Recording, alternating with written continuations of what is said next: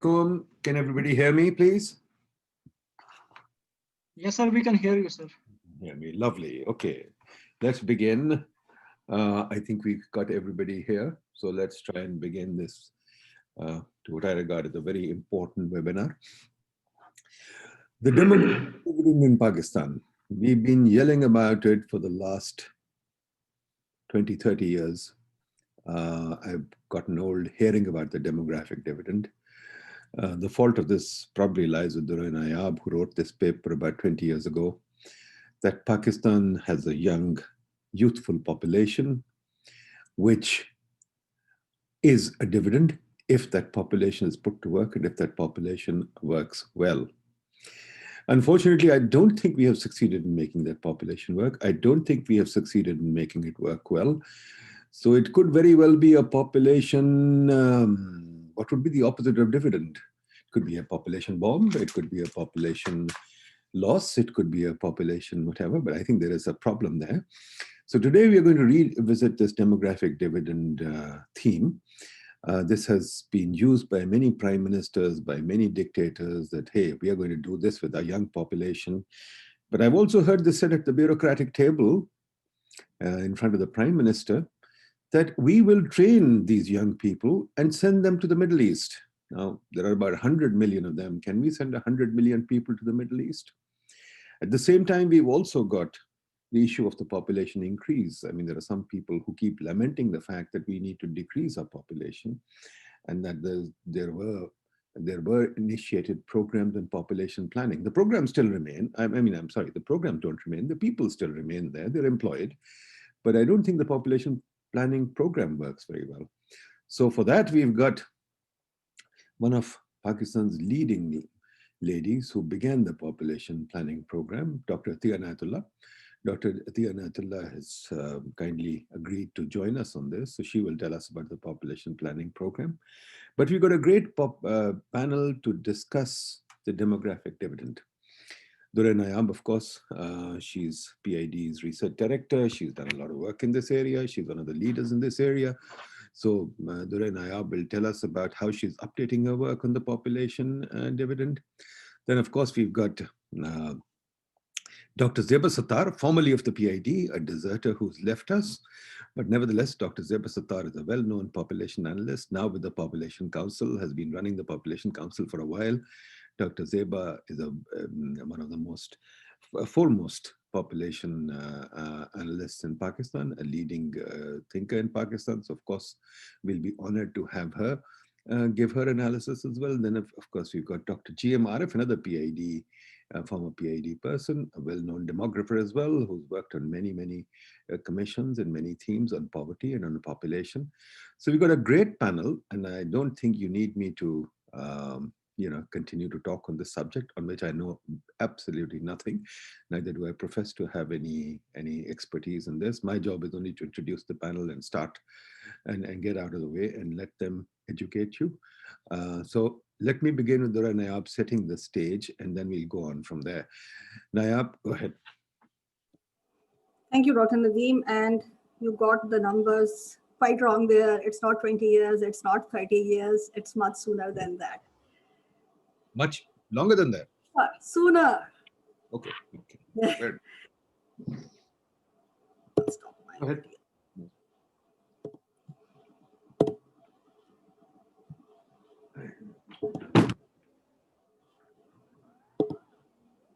Just give me.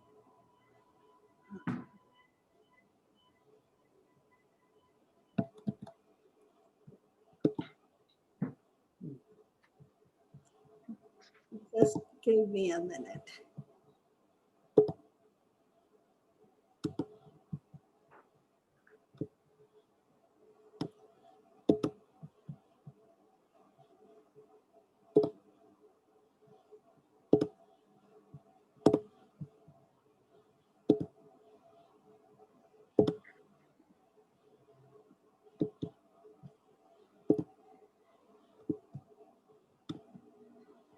Okay. Why is it? I'm sorry for this. Somehow it's not starting from the start.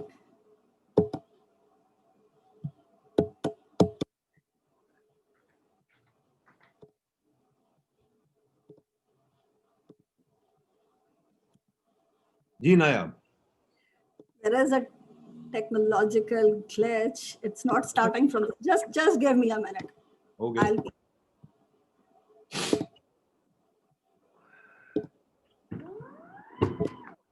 I think it's fine now. Yes.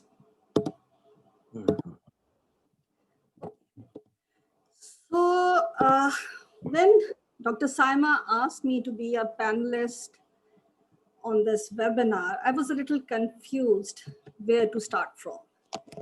There's just too much that comes under this topic. Then I thought, why not start from where I ended some 14 years back?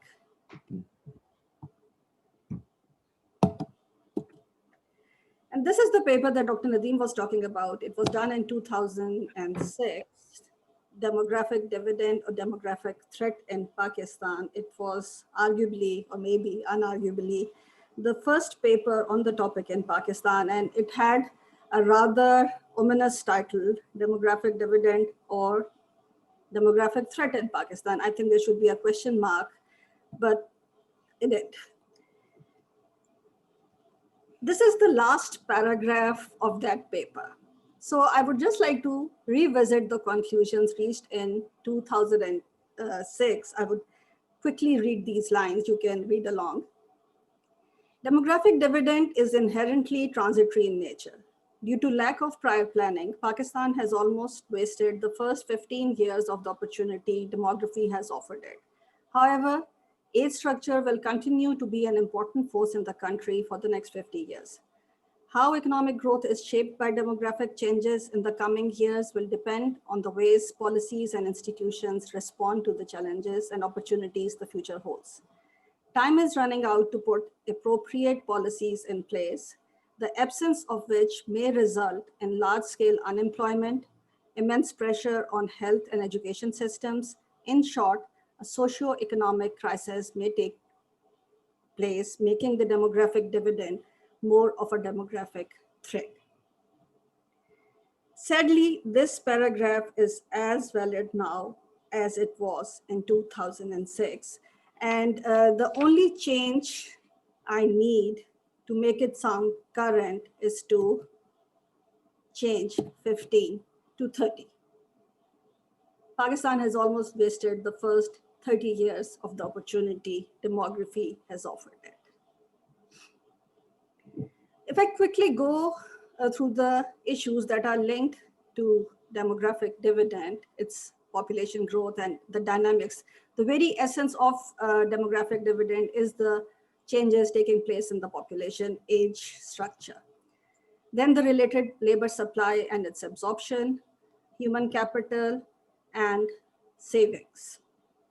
Starting with population growth, this is the graph on the left I've taken from my paper in 2006, and the one on the right is based on the projections that are available now. And as you can see, the fertility did not go down as was expected. So the proportion of the population in 0 to 14, let's see how population is projected to be in 2050, in 2006, and now.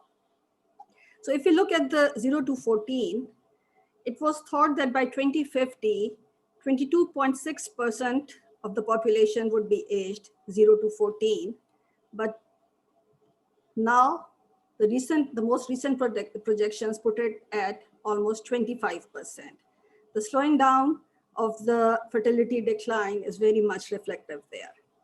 Likewise, it was expected that the elderly population would be around 9.7%, which is now projected to be 8.4%.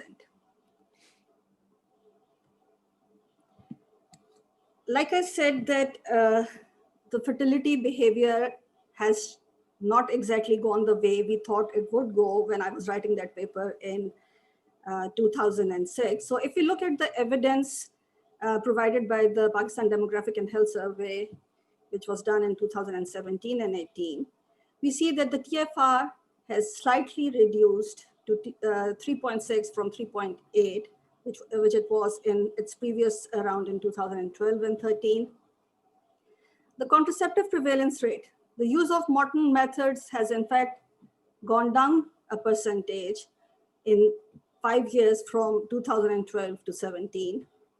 The unmet need, despite the slight decline in modern contraceptive use, the unmet need has also lowered. And the demand for contraceptives on the whole has gone down from 55% to 52%. The mean ideal number of children that women in Pakistan want is still 3.9 and men 4.3. So the idea of a small family size is not really prevalent in Pakistan, even in 2020. And all this fertility behavior is reflective in this trend that we find, the timing and duration. This is how we projected the timing and duration of demographic dividend when I was doing my 2006 paper. It was believed that this window would close by 2045. And doing the same calculations with the new projections, this is how it looks like now. The window has gone further 5 years ahead. That's 2050. I mean, I would honestly ask that if this window keeps shifting to a later year, is it really a window? I mean, this just shows that our demographic trends are not exactly going the way which we would have liked them to go. Coming to labor supply and absorption, which is key to reaping the demographic dividend. Again, this is the last time I would be reading some lines from my previous paper, but these are very interesting lines. In 2006, I said that increasing number of people entering working ages in the country can act as a double-edged sword. If they do not enter the labor force, the very logic of demographic dividend is defied. But if they do become economically active, it poses a big challenge to the country's economy to provide them gainful employment. This is quite improbable in the absence of sound economic policies and educated and skilled workers. With its poor current educational state, training and educating the ever-increasing population for a changing economic scenario is another test confronting the country.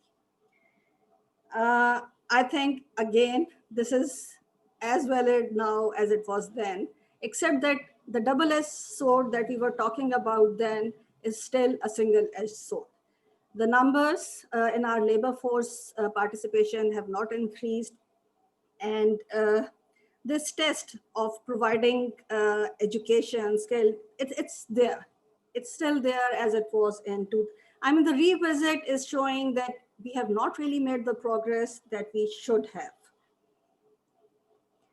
Like I said, it's still a single-edged sword. Here are the labor force participation rates from 2006, again on the left side.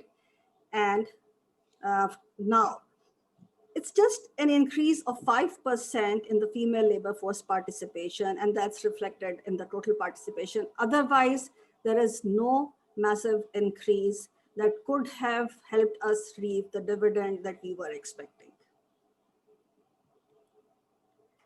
Despite these low rates for females, if you look at the unemployment rates, they are almost double for females than they are for males. And I'm sure Dr. Nadeem would say that these unemployment rates are much lower than one would expect. Even if we go by these unemployment rates, they're still quite high for females. If it's 4% for males in 2017 and 18, it's almost 9% for females. So the economy is not treating both the genders equitably. The jobs are not there for females. And here, I mean, we are talking about unemployment. We are not even talking about less productive jobs or underemployment. This is plain unemployment. If we since demographic dividend is all about the youth bulge and the age structure, if you look at the unemployment rate by age and sex, you see the much talked about youth is the one that's suffering the most. The unemployment rates are highest for the 2024s, 25 to 29s, and then they start declining after around 34 years of age. And again, we see for all ages, except for the 15 to 19, the unemployment rates are much higher for females for every age than they are for males.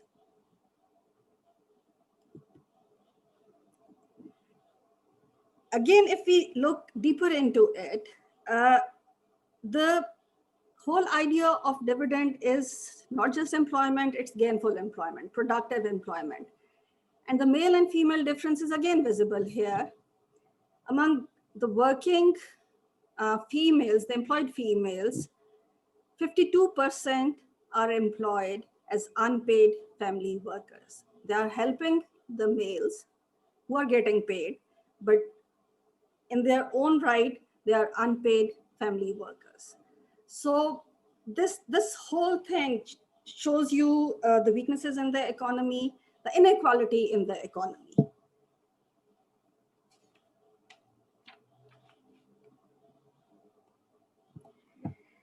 We link human capital to employment when we talk about dividend. Yes, education is important, but when we talk about reaping the demographic dividend, it has to produce something, and that something is gained through employment.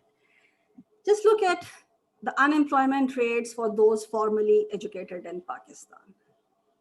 As the educational level goes up, the unemployment level goes up.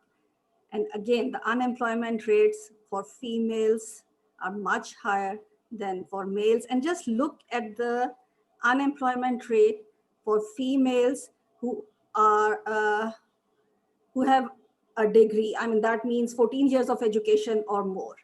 It's almost 40%. And I'm not showing those graphs here. If you look, if you disaggregate these figures into rural and urban and by provinces, I mean, the comparisons become so stark. Balochistan, rural areas, the rates are very, very depressing. Training. I mean, we keep talking about education, but why not skill development? And here, if you look at the unemployment rates again, these are, if you look at the x-axis, that's formal education with additional training. And additional training does reduce the chances of unemployment for the earlier educational levels. But again, for the higher level, even getting training, those have higher unemployment rates than if you have no training. So formal education plus training is not adding any value to those people's ability to get a job. Now we come to savings. Savings, if you ask me, is the core of all this, the idea of demographic dividend, because it is that those in the working ages would be earning more, saving for their lives. And even there is talk of a second demographic dividend. Pakistan is far, far away from the second demographic dividend. We are still looking for the first one. But savings is very important. Why savings are important? Savings are important at both the levels, national and personal level. At the national level, they are needed to finance investment and growth. And at the personal level, they are vital to maintain a standard of living through period of retirement. This is true of Pakistan, where no state security or universal pension system exists, and individuals are primarily reliant on their own savings during older ages.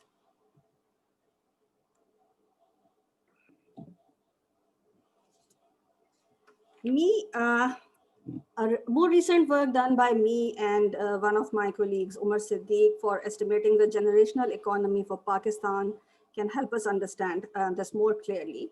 We did the national transfer accounts for Pakistan, estimating the generational economy. And This is how you see the income and consumption at each age for Pakistan. I mean, this is a picture that we see for many countries. Now we have it for Pakistan as well. This is a generic picture for demographic dividend. And this is the area where there is a deficit. You see, they are consuming more than they are producing. And then here, how do the people in the younger ages and in the older ages fill their deficit in the absence of income? It's only this small group aged near to 29 till age 58 that are producing more income than they are consuming. And just to have a clear idea, this is how it looks like. I mean, these are the only ages that are producing more than they are consuming. All other ages are in deficit. Don't go into the equation. It would be very difficult to understand, but this is the summary of the generational economy in Pakistan. Consumption minus labor income, this is the deficit, the first yellow bar that you see. This is the deficit, and the whole calculations showed us that this deficit is filled by asset income, income A. What does income A means? It is the assets that is a result of a past saving, the asset accumulation, and that is used to fulfill the deficit that exists between the consumption and income at the lower ages and then at the higher ages. Estimates of generational economy tells us that the life cycle deficit in Pakistan is primarily met by private sources, basically private asset-based income, and savings are needed to fulfill not just personal needs, but also the deficits faced by the young and the elderly, and for asset accumulation, which is found to be the primary source of funding the life cycle deficit. Okay, how do we make this demographic opportunity a reality? Of course, we need to focus on health. Healthcare, including that of infants, children, reproductive health with enhanced family planning supplies and services.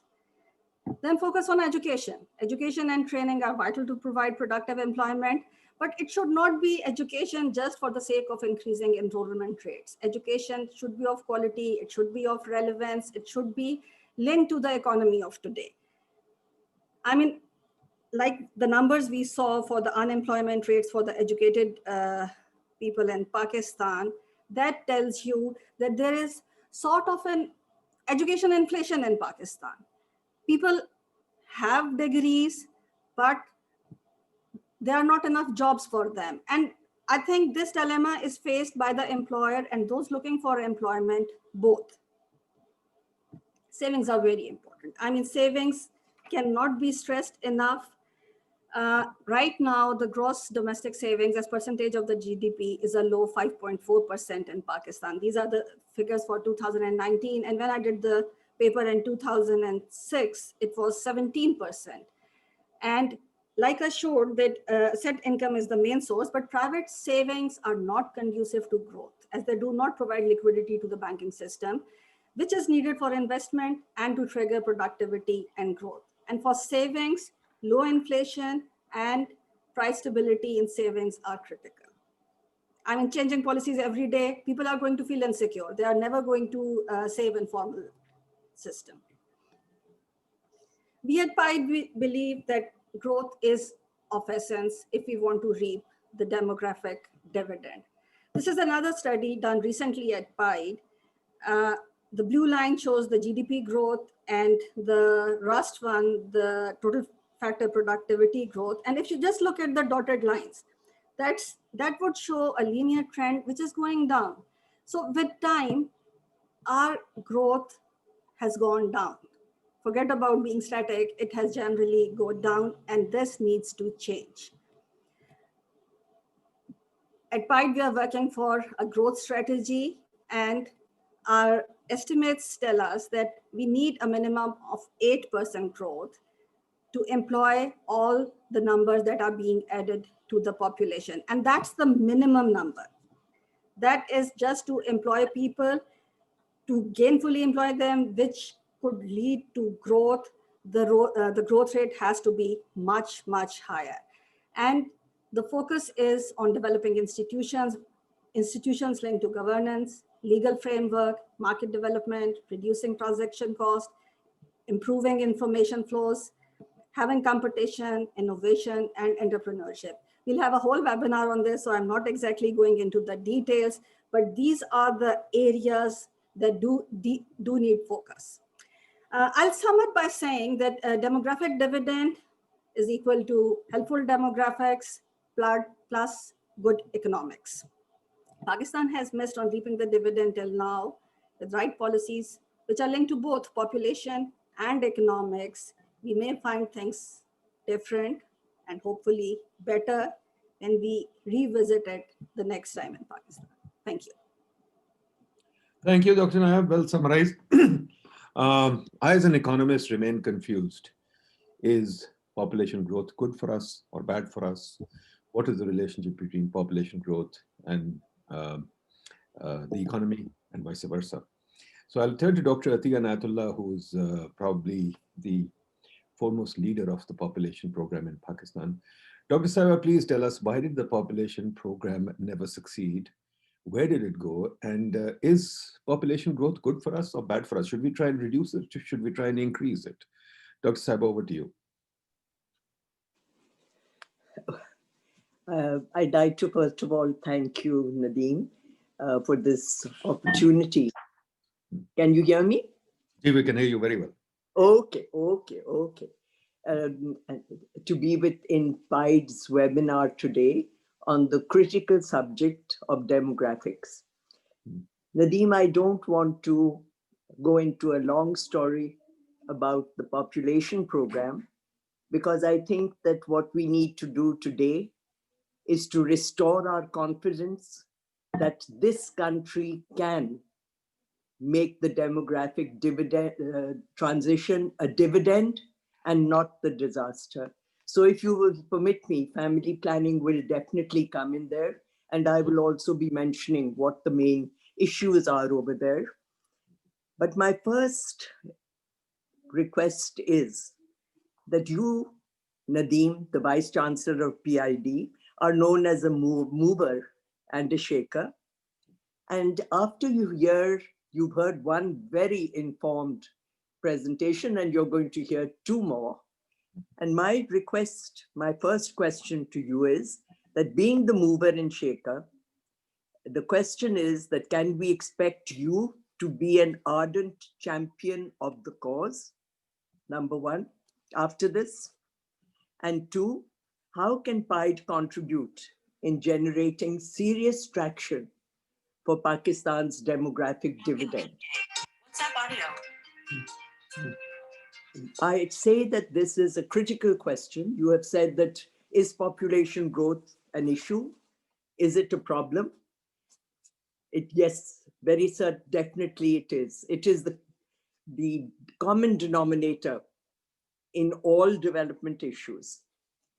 And may I say that Pakistan, whilst it deserves to be an Asian tiger, it has only 25 years more of the 50 years window of opportunity left. This is the 5 decades of the transition. And this is compounded by the dangerous trajectory, which we have just heard from Durre Sami Niab, of a stagnant fertility decline. This is very regrettable that Pakistan has a stagnant fertility decline, high poverty, and, if I may say, and you are the economist, an economy on life support.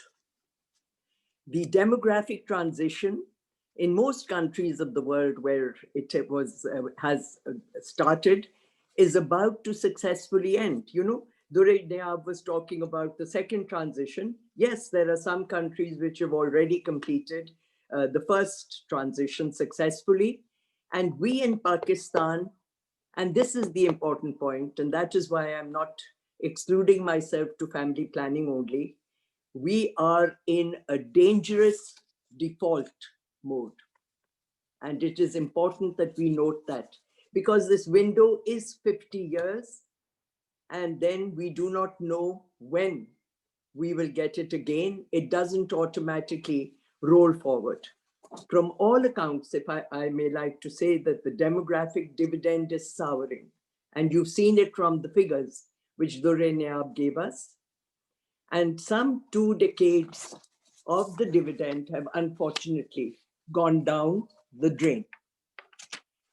लेकिन मैं यहाँ पे ये कहना चाहती हूँ कि मैं मायूसी को गुनाह समझती हूँ, और मैं समझती हूँ कि यही कौम, अगर हम ईमानदारी, हिम्मत और मेहनत से काम करें, हम काया को पलट सकते हैं. There's a great resilience in the Pakistani nation. And my question then is that, are we as a nation ready for this? Will we be brave and strong? And for that, we need the leadership.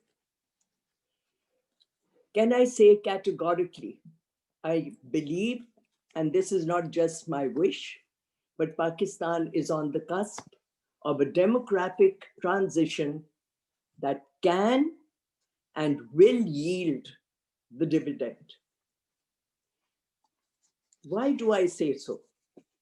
There are 3 key forces at play, and I will take them one by one. The first essential prerequisite for that demographic dividend, which we are talking about today, relates to the nation's demographic profile.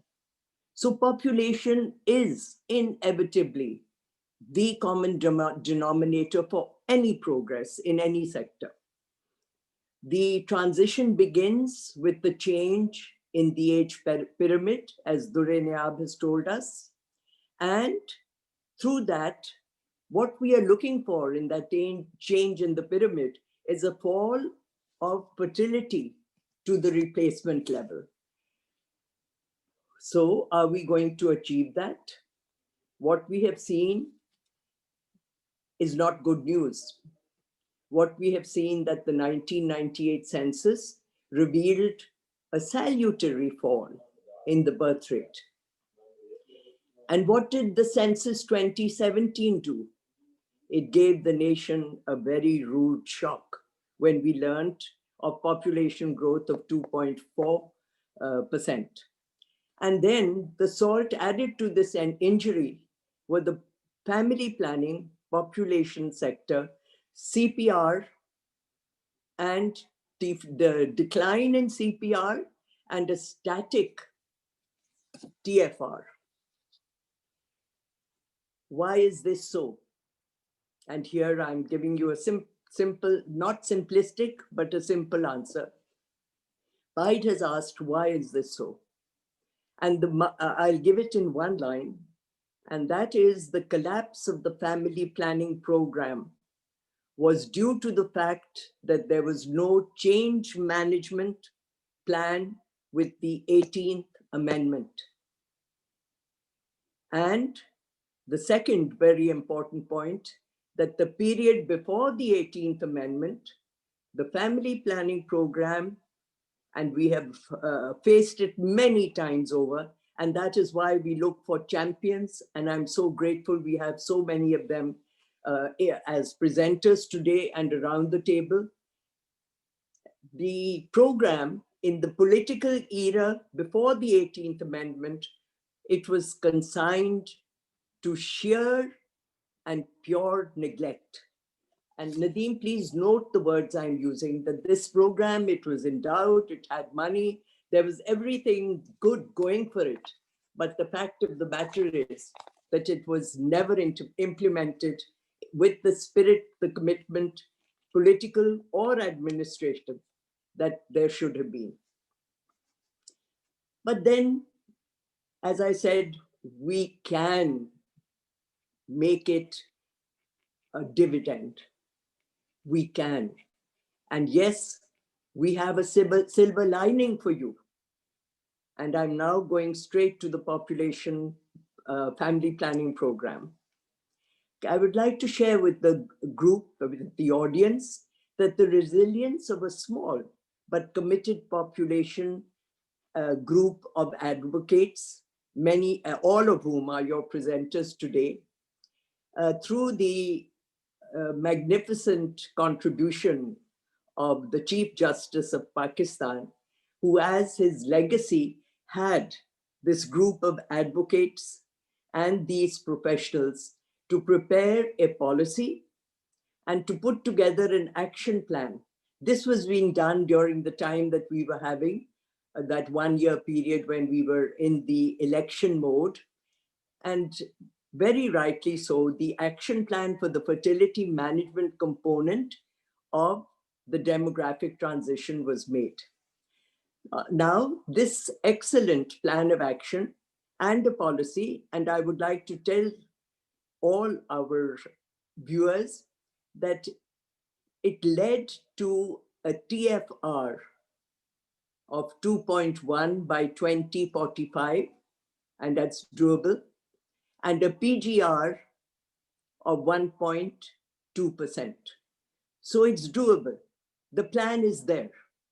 The Supreme Court forwarded that plan, which was prepared to the CCI, and this viable and doable pragmatic plan was given on a silver platter to the present government.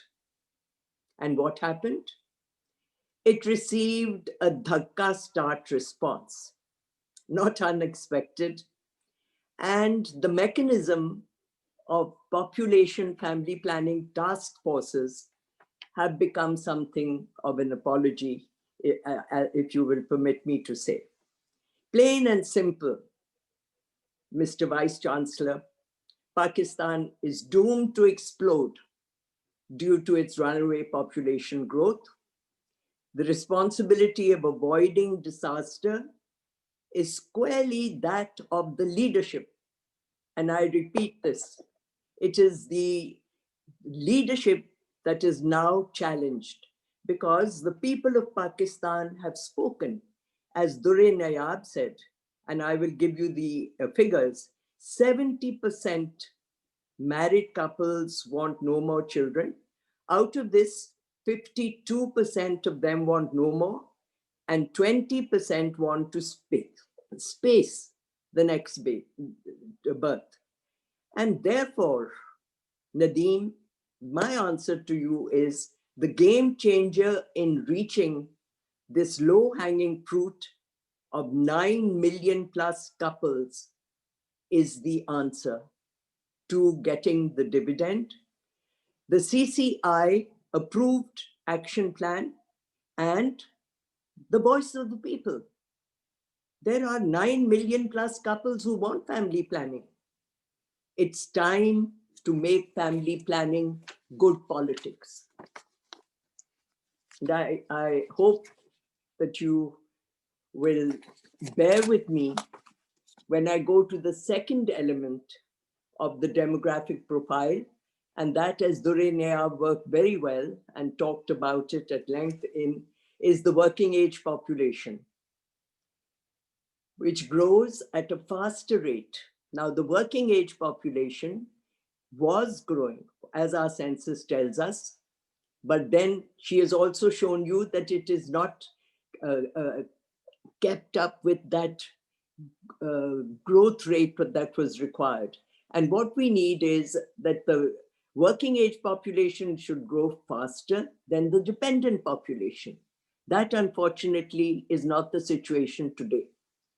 This swelling cohort in real terms means a youth bulge. And this is very frequently talked about, the youth bulge of Pakistan.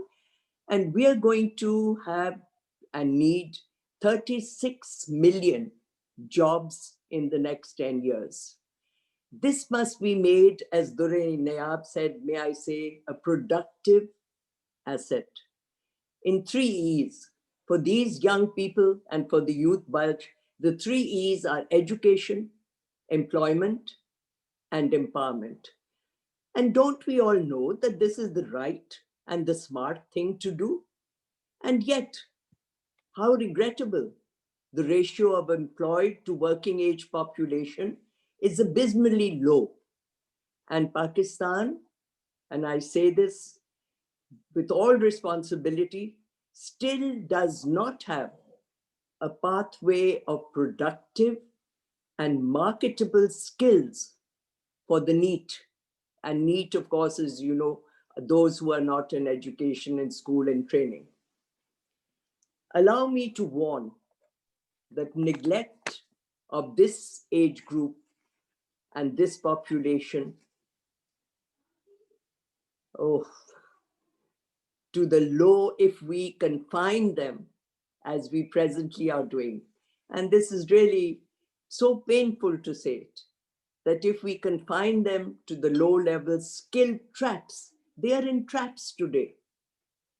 We will and are making them incendiary material for internal security. And I don't need to elaborate on this. You will all understand what I mean. My third point, which I wish to make regarding the demographic transition and its attainment, this is a concomitant factor. And it is of development of the human capital, which Durre Nayab has talked about. The dividend comes, number one, when there is a greater per capita spending on quality health and, of course, education.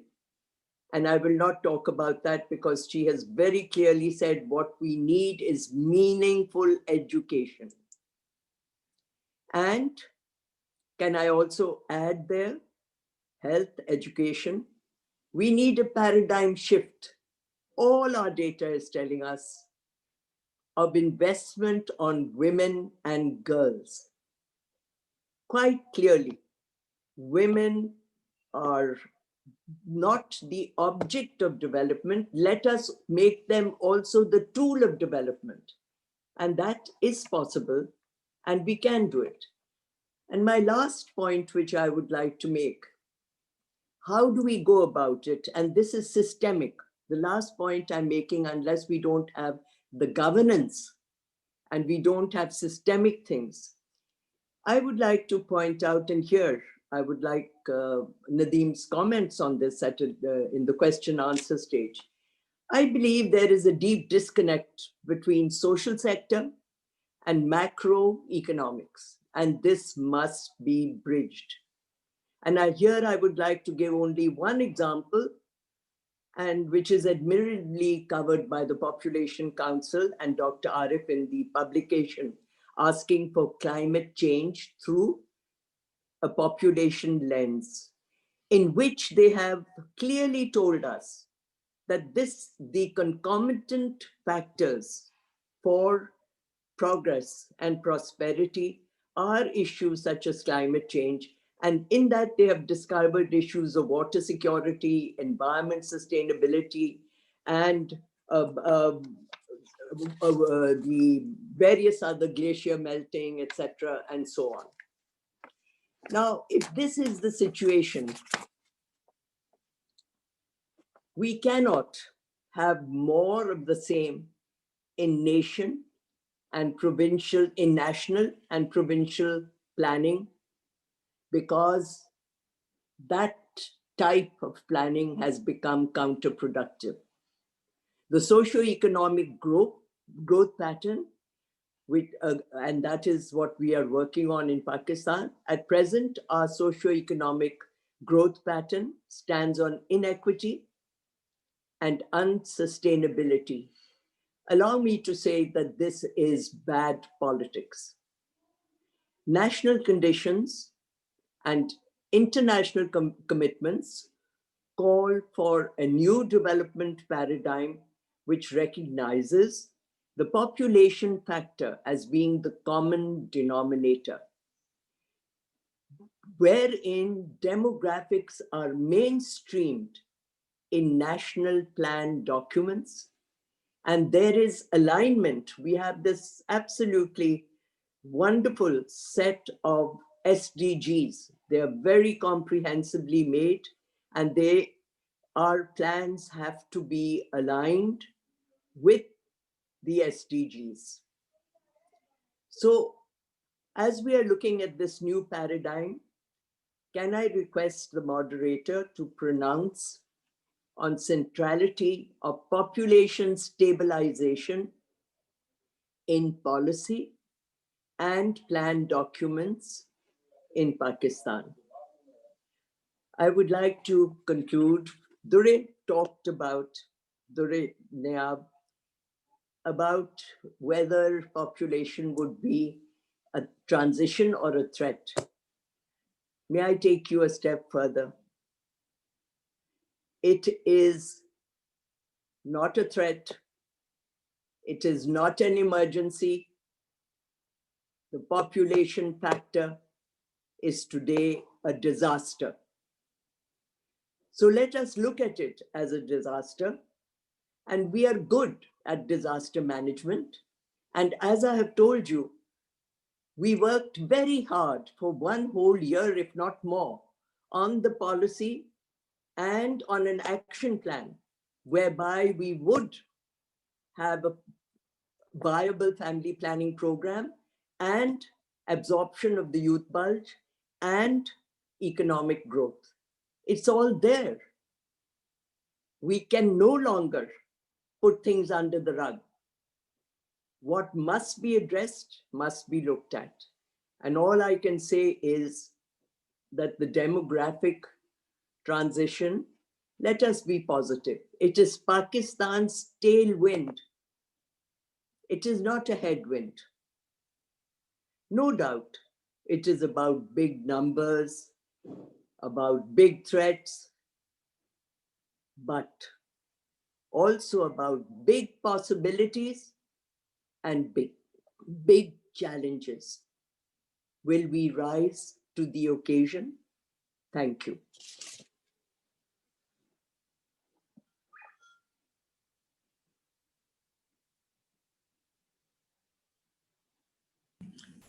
Dr. Nadeem, please unmute. Thank you very much, Dr. Tia. As usual, very provocative, very thoughtful, and very clear. I appreciate all that you've said, and I think set a great stage for bringing in Zeba Sattar. Zeba, can you tell us, is population growth a tailwind or a headwind? Is it a disaster? As Dure Nayab says, the demographic dividend will last till 2050. So why don't we just grow our way out of it? Let the population growth go up and take the demographic dividend to 2070? Or are you still for reducing the population growth rate? Zeba Sattar, formerly PIDE, but now Population Council. Can you please enlighten us?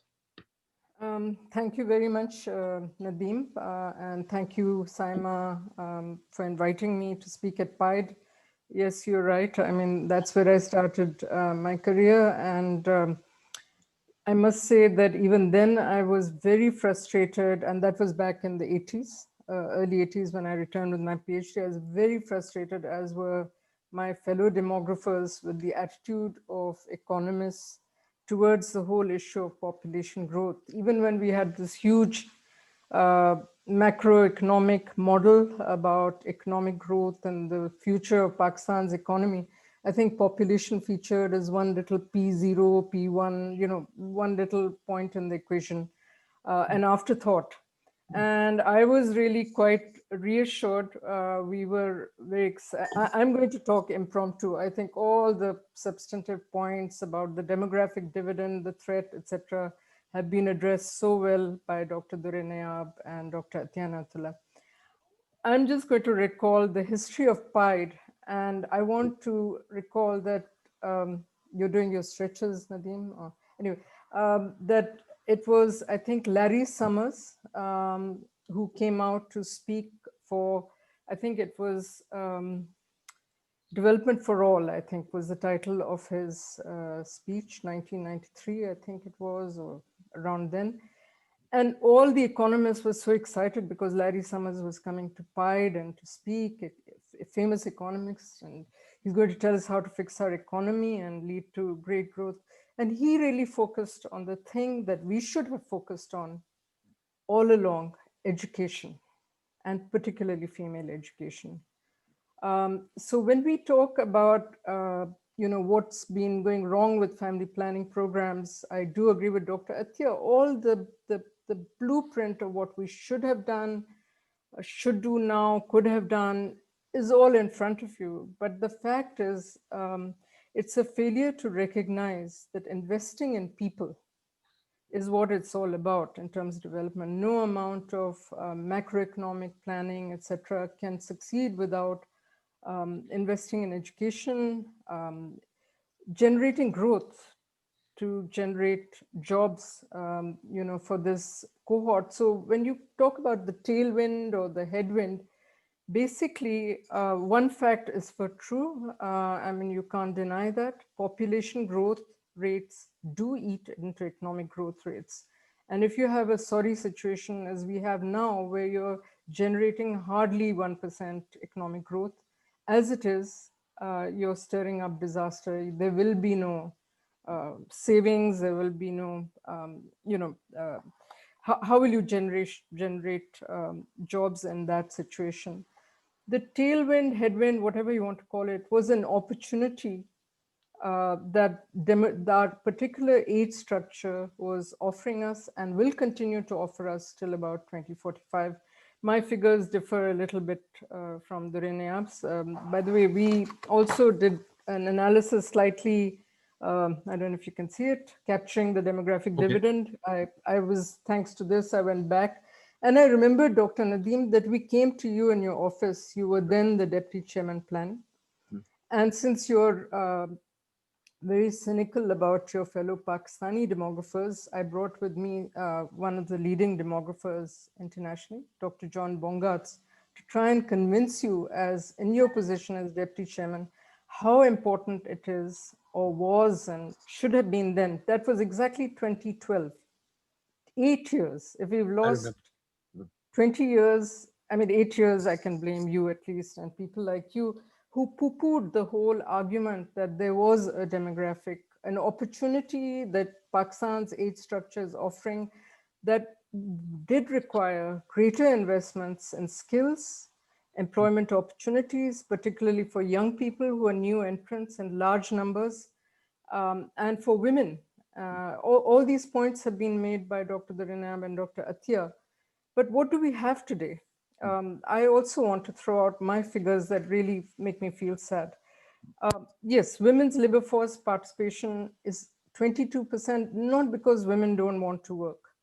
All our research shows us that women, and especially younger women, are really keen to work, but the opportunities are not available. When they're not available for men, how are they going to be available? About 40% of new entrants into the labor force, age 15 to 24, have either no education or less than primary education. And unemployment rates for those young women who are 15 to 24, who are looking for work, unemployment rates who have more than secondary education is 66%, as opposed to something like 38% for men. These are pathetic figures, and they reflect market failure. They reflect the failure of development planning in Pakistan. I'm so glad to see on the screen, actually, Dr. Shaukat Hamid. He led the whole exercise that was perhaps one of the last ones that I remember at the Planning Commission, where, I don't know, 100, 200 intellectuals, so-called intellectuals, were brought together to focus on what was the vision for Pakistan. And we presented, I mean, actually, it was the first time it was around 2010 that I really came across what a fantastic opportunity we have when economies like China and Japan have shrinking working age populations. We were looking at the global picture. Pakistan has the opportunity, as does India, Bangladesh, where we're going through favorable age structures. We could really garner, our labor force to be really productive within Pakistan, but also outside Pakistan. I don't believe that we have to always export. What are we exporting now? And I think Dr. Arif will speak to this. We're exporting unskilled, uneducated labor, mainly as a push factor because they're unable to find any unemployment at home. It's not this fantastic brain drain that we're exporting highly skilled labor. So my point is that I think that the elephant in the room to blame are, I would say, economists. With, you know, you are one of the leading economists and thinkers, Dr. Nadeem, and 8 years ago, and even before that, you really didn't regard this as, but I think even now, when Dr. Athiya says that, you know, these recommendations approved by the Council of Common Interests were presented as a gift to the incoming Prime Minister. I have made repeated, we have made at the Population Council, we made repeated efforts we've presented to task forces, I've met every possible minister, etc., etc. But that traction is missing. And I think the tipping point would be if the economists really said it is beneficial for Pakistan to have a reduced fertility rate, just to be in line with other countries of the region. We have high unmet need. So we'd just be responding to what men and women, married couples in Pakistan want. We are not for coercion at all. I think the bringing down of the ideal family size, I'm glad Dr. Durinia, so coming down from our current 3.6 to about 2.8 is just reducing unwanted fertility through better services, health services, and family planning services. And that requires greater funding, incidentally, but not huge amounts, minuscule amounts compared to what you require to really get all children in school, which I think is as important an objective. But furthermore, to bring the ideal family size that Dr. Durinia talked about from 4 to about 2 requires the difficult part. It really is about raising education levels, improving opportunities for women, and making the tipping point about the value of children. So I think that requires a bit more effort. But believe you me, I don't think other countries have done this in a very rapid time. Iran, Bangladesh, Nepal, they're all in this region. Most parts of India are at replacement fertility right now, below replacement fertility. Why can't Pakistan do it? I just think that for some reason, we found excuse after excuse after excuse not to regard fertility decline as an important part of development planning, something that was really common sense at the time of Mehboob al-Haq. You know, subsequent meetings, I mean, I recall meetings at the Planning Commission where you couldn't have a development plan if you didn't know what your population size was going to be. But go to the Planning Commission now, I don't think they'd even know what precisely is the population growth rate. We don't even collect data on that anymore. So I'd like to wind up and say that I think that it's very easy to talk endlessly about the family planning program has failed and this and that, but I think it's the whole paradigm of planning for development that has really come apart. Partially it is due to the cynicism of economists to recognize population growth as a huge factor in the economic paradigm. I think they could definitely correct that. And secondly, I think, I hope that somebody at the Planning Commission is attending this seminar to realize that they're really, without this, you're really not going to move forward, and you have to have a better match of what happens in terms of you know, even education, but also the skill development. And when our Prime Minister talks about we'll just provide skills and send them off, it's going to be even more difficult with these challenging times when there are all kinds of barriers that are coming. I think we have to find homegrown solutions for our economy and how to grow it and to adjust our gift, which is a large labor force right now here in Pakistan. Thank you. Thank you, Zeba. As always, you have launched a very successful attack on economists, which I take. I agree entirely. Economists have made many mistakes, not just the population, many mistakes, and I totally stand by that. But let me bring in Arif Saab to resolve the issue. Arif Saab is one of our PIDE's foremost economists. He was responsible for the PIDE demography program for a long time.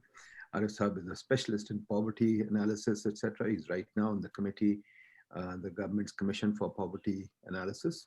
Arif Sab, can you enlighten us? I take the blame for economists, but the question again is, what is the ideal population rate? And is it just a matter of supply of contraceptives to bring down the fertility rate, or is there a demand phenomenon there? I mean, I'm still, being an economist, I continue to ask these questions. Is it the economy that's going to lead population growth, or is it vice versa? And what can the government do to deal with the demographic dividend? Arif Sab?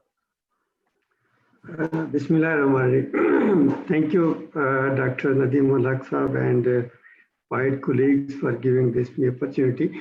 After listening to my three very prominent and or famous demographers, it's very hard for me to say anything new. My presentation and discussion were more or less at the same lines what Dr. Duran Nayab, Dr. Atiya Inayatullah, and Dr. Zeba Sattar have already said to us. But during this presentation, Dr. Nadeem Ulhaq, I was thinking, can I bring anything positive with respect to population change in rather just going to the long list of our negativity about the population. I was just, during this discussion, really I had different types of notes for my presentation, but I just want to bring to 3 points. Many people may not agree with me, but let me say that without any major investment from the government side on population and particularly on youth and particularly on the working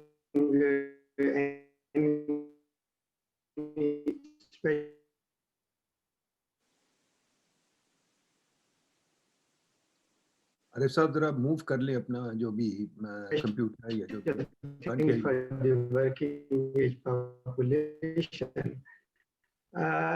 The population change in the population or household size with the poverty. There is a clear association, very strong association, family size and poverty rate. Lower the family size, then you can say lower the poverty rate. And the other thing, which when I was at the PIDE, we did a couple of studies, that if you see the transition or moving out of the poverty, then this dependency ratio and all this age structure, it has a positive impact at the household level to come out of poverty or to move from the poverty status and to be in a better position. Here my point is that if you see even at the national level, without any solid or you can say sustained economic growth for the last 15 years, we have witnessed a gradual, although it is quite slow, decline in poverty. I'm not sure, we have not done any research to see what is the contribution of this dependency ratio decline on this poverty reduction, but I'm sure that this phenomena has an impact on this poverty reducing in the country and helping some of the households with lower family size to improve their living standard. This is my first point, which I was thinking that I think it helps to give more focus to this demographic and fertility issue than more than what we have done in the past. Second thing I think, which I would like to say, I was just reading a couple of days ago the famous champion of demographic dividend, Professor Mason, who was saying that the demographic transition is basically the transition from rural agrarian society to urban industrial, predominantly urban industrial society. The agrarian society has high fertility, and this predominantly urban industrial society has low fertility. Then it means that the demographic transition is moving from high fertility rural society to low fertility urban and industrial society. That has not happened in Pakistan, but here I would like to say that we can see a transition in terms of population movement within the country. If you see the urbanization level in Pakistan, then it is not only demographic transition, we are also passing through a urban transition, where the share of urban population is gradually increasing. In fact, that if we just relax little bit definition, I did it for the 1998 population census. At that time, my estimate was that the 39% of the population is living in urban areas. And if we apply that very robust and strict criteria, I can say, then nowadays the population living in urban area must be close to the 44-45% living in this.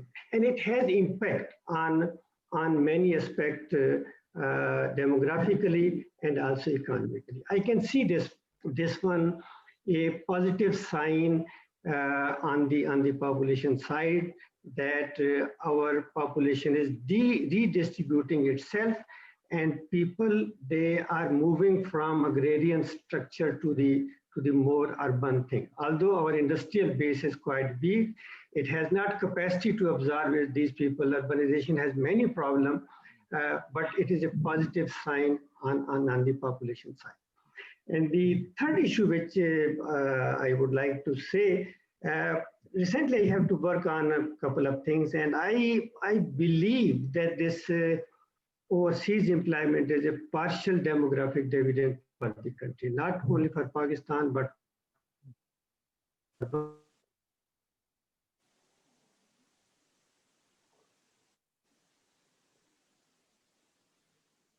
Arif Saab, we seem to have lost you. Arif Saab, can you hear me? So Dr. Arif Saab, signal issues. Oh, okay. Chalenji, then while we wait for Arif Saab, let me workers abroad and to get back, but still is a pardon? Arif Saab, we can't hear you.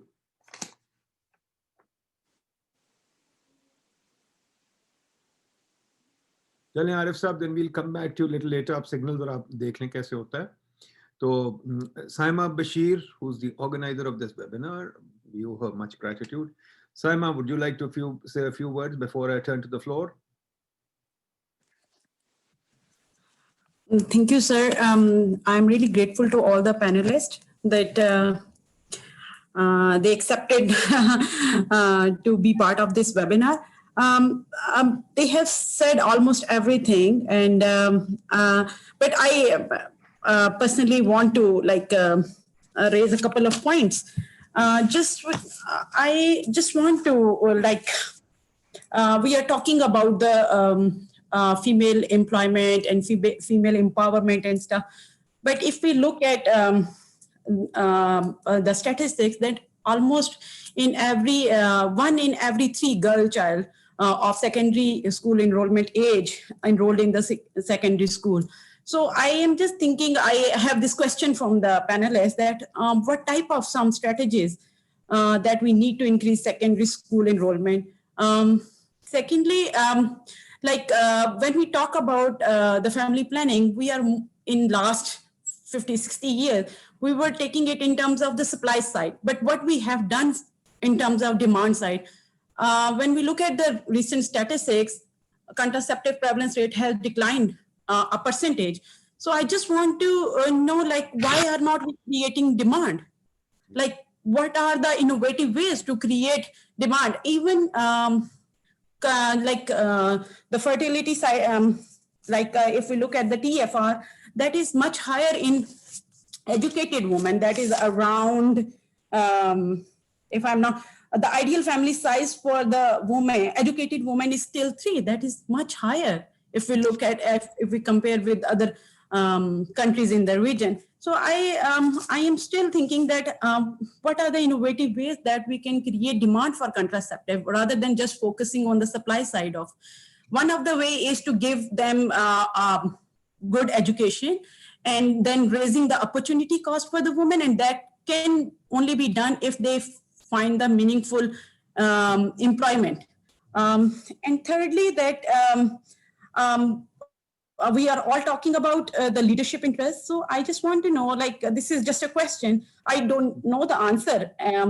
How can we get today's leaders interested in benefits that may not be realized for years or even decades? How to get the policy makers and leaders involved in this debate?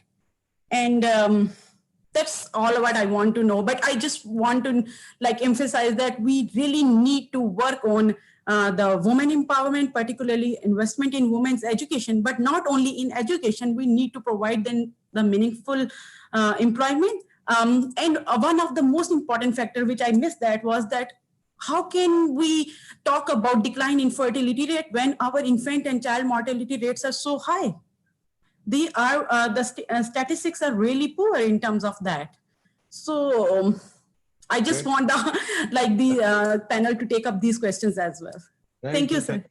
I'll request the panelists to please note down all the questions. I'll go through these guys, and then you can, take up all the questions that you have. So let me bring in some people who want to participate.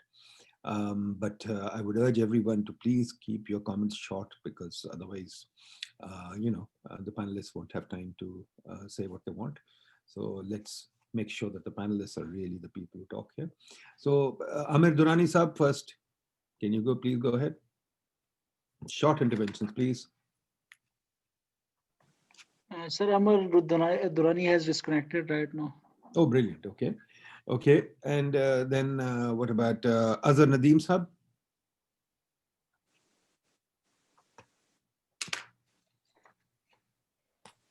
Yes, sir. I have one observation to make, that is that we can have turn our population explosion into a big dividend by adopting any of these approaches.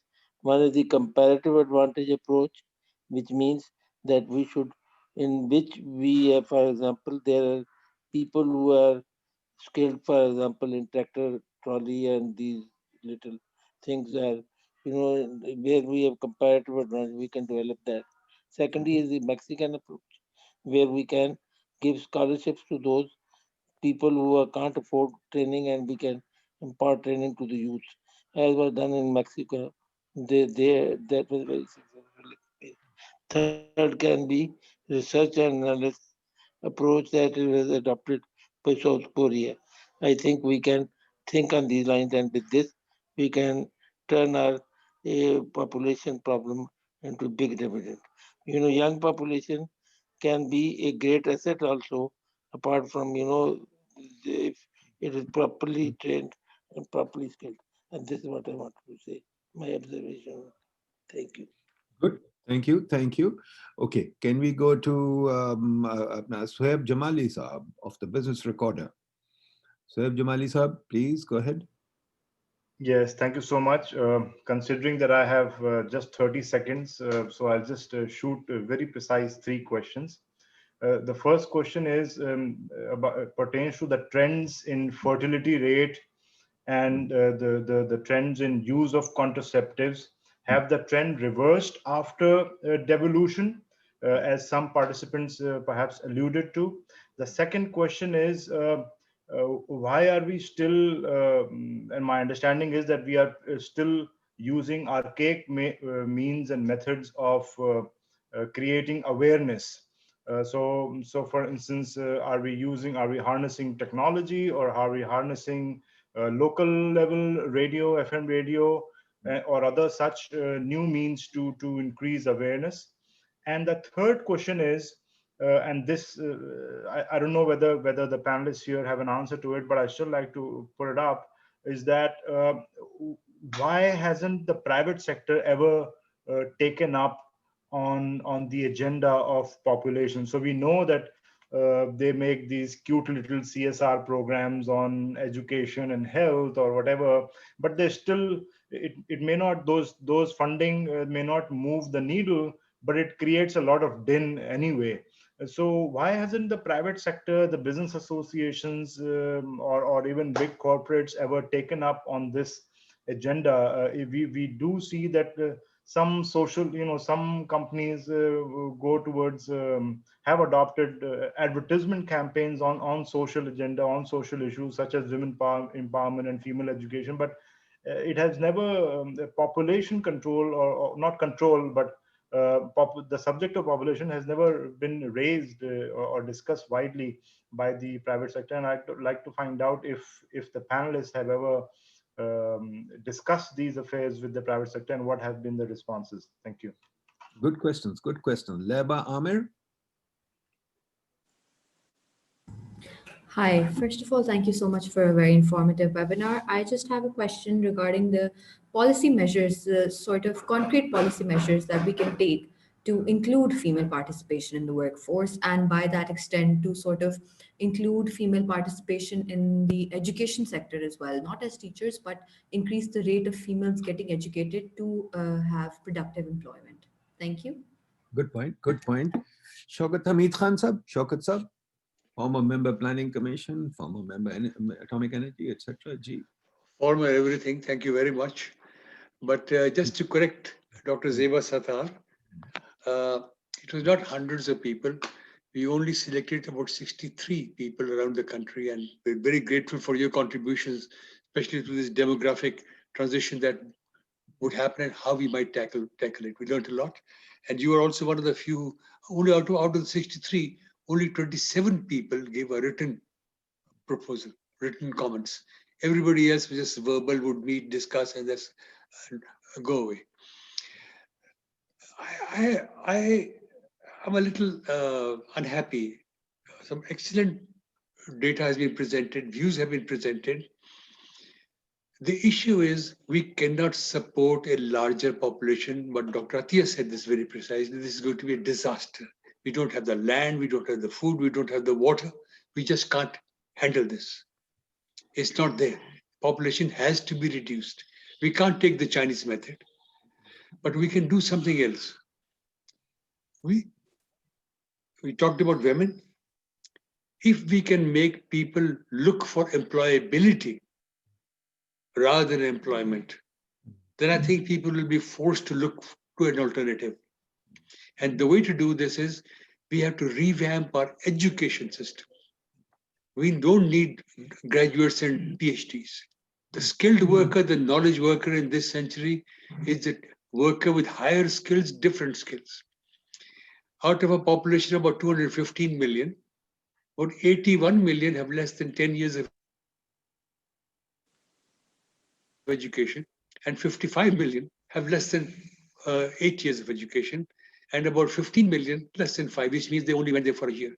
Now, why don't children complete their educational record?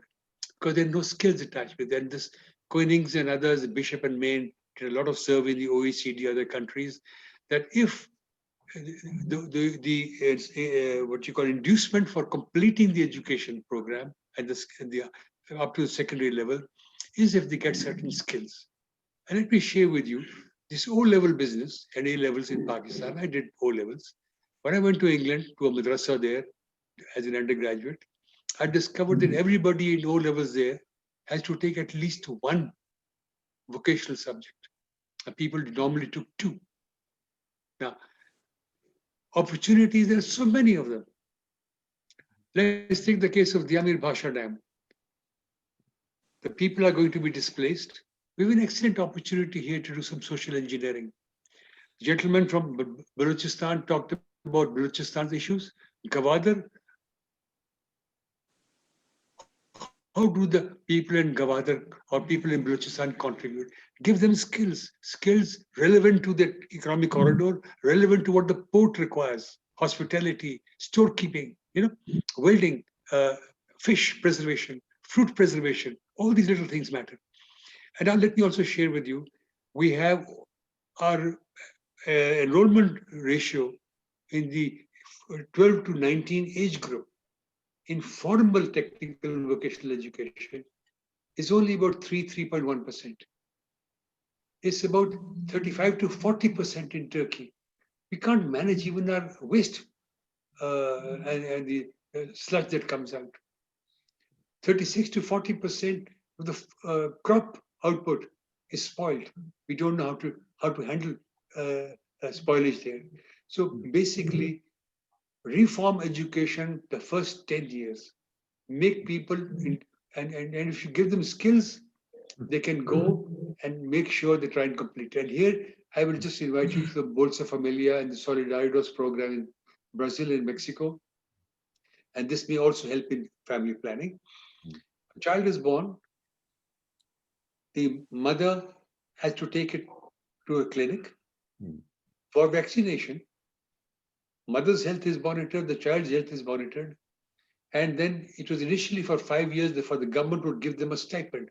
Now we have this Benazir program and the ESAS program.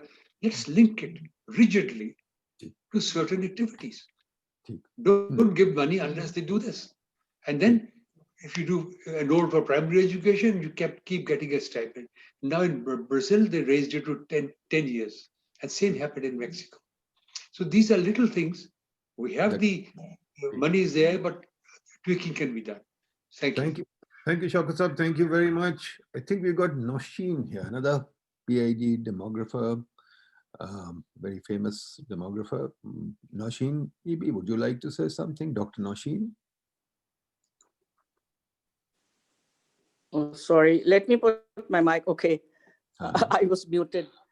Assalamu alaikum to everyone. Thank you, Nadeem, for giving me a chance. And I just was hearing the panelists for the past 10-15 minutes. Everyone really put forward good points, and we have been hearing those before as well, because we already have had 3 or 4 rounds of demographic dividend. And again, it is good that PIDE has taken the initiative to revisit that, but the issues, I think, have even multiplied, I would say. If we look at the data, we still are lagging almost in every indicator. High fertility, state of education is poor. But to be very brief and short, I think I would like to raise a question on the state of education in Pakistan, which has multi-faceted effects, on employability, on skill development, on population growth decline, and growth as well, raising productivity, all that.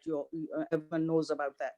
So if we look at education, I think the government, present regime, despite having a lot of policies, this has happened, enrollment rates, we have large deficit in education, but the present government, in the Naya Pakistan, I'm really worried because it is still experimenting and is thinking of bringing the uniform curriculum. So my question is that if, and with the COVID-19 situation, when the schools and colleges and universities, they are mostly closed. So how do we take this, we want to take this debate forward and see that, what sort of effects it can have if we are still experimenting and trying to bring in one curriculum in all the regions of Pakistan, and what sort of effect it will have. That is my one question. And I think the second is to just, we still have to really be very deterministic about what is really the core issue that can really bring this demographic opportunity into a reality. Because the issues are many, and we still have to come forward. And I think I liked Zeba's point when she really attacked the economists, because we were in that group and we were trying to convince and persuade all the economists that we have to mainstream population growth. It has the central stage, but we were, everyone was ignored us, and he said, oh, demography, it means nothing. So Nadeem, this is all I would like to say. And I'm glad that PIDE is still, thinking and taking these kind of initiatives. And we would very much like to have your support in this now, bringing down the fertility level. How can we do that? Okay, thank you. Thank you, Nausheen. I take it it's entirely the economist's fault. We'll talk about it later. Sarah Nazamani. Last question by Sarah Nazamani of IBA. Tara Nizamani, go ahead. Hello, madam. Sir, I was just wondering if I wanted to ask if you have a study to know the effects of current pandemic on fertility rates, because from what I was reading, I see this different pattern in rich and poor countries. In country like ours, women, they have less choice, and in rich countries, they have more control over family planning. But there was something else that I read, which I found very interesting, which was that the fertility rates, they will not necessarily go high, and this shows from Brazil's experience from Zika virus, where half of the pregnancies, they are unintended in normal times, and research shows that their birth rate, it dropped after Zika virus. So do we have insights on this? Thank you, sir. Great. So thank you very much. I think we've got a great round of questions and comments, and I think it's absolutely wonderful. I'll just turn back to the panel, but very quickly, I just want to raise 2 or 3 things. One is absolutely, I accept the economist's mea culpa. We are totally at fault, but then you guys also have to clarify for us what needs to be done, because I keep hearing about the fertility rate and the family size, and you run these regressions, but ultimately we don't know what to do about it. Then everybody says increased education. I'm not sure whether education works. Duray Nayab showed us the high unemployment rates for the educated people. 40% education unemployment for the higher educated people. Why are we handing out degrees when there are no jobs? And the students are reacting very well. I know how the students are reacting in PIDE. I see them. They say they want a quick degree without doing much because they realize the payoff is not great. And they want a quick job from the government or from anywhere. So students have also become very mercantilist in their education. They feel that a degree is all that's necessary, not the skill. They feel reading is not important. The last point that I'd like to raise is, which nobody has talked about, the advent of technology. With 3D printing, with robotics, with all these things coming in, even driverless cars. Do you think that the demographic dividend will have shortened? I don't think you put that in your calculations. With all these things happening, for example, 3D printing coming in, how much labor will be necessary?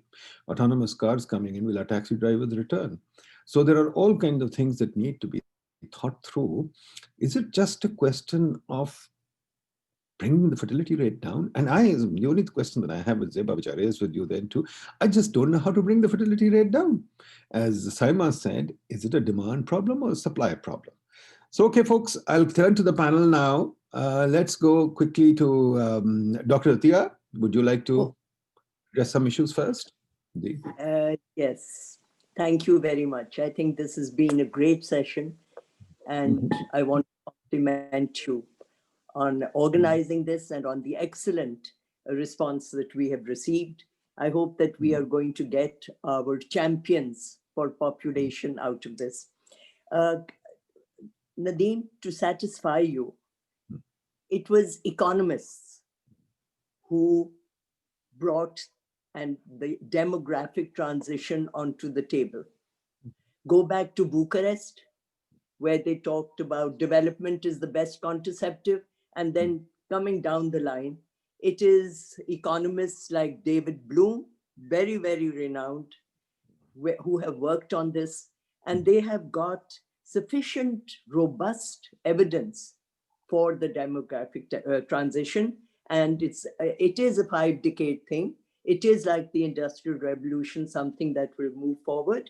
And I do believe that at this point of time in the history of Pakistan, with all the mistakes we have made backwards and forward, we must go for the demographic transition, and through planning, through the Planning Commission. As I suggested, we need a new paradigm over there. Can I go to some of the questions we've heard? The first, yes, Saima, thank you so much for very, very efficiently following up with us, and we have enjoyed being a part of the PIDE webinar, and thank you for organizing it and putting it together. You talked about the fact that we are looking only at the supply side and not the demand side of family planning. Please recall, Saima, that today the people of Pakistan want family planning. There is a huge demand, which I mentioned was the low-hanging fruit There are 9 million plus couples who want to practice family planning. So it is not an issue of demand at this particular point. But yes, I fully agree that we need to keep on talking through the social media, through whatever sources of information we have got. We need to keep generating awareness. And I would also like to tell you that one of the reasons, to my mind, for this very high demand from the people of Pakistan, rural and urban, one of the reasons is poverty. And there is a direct link between them.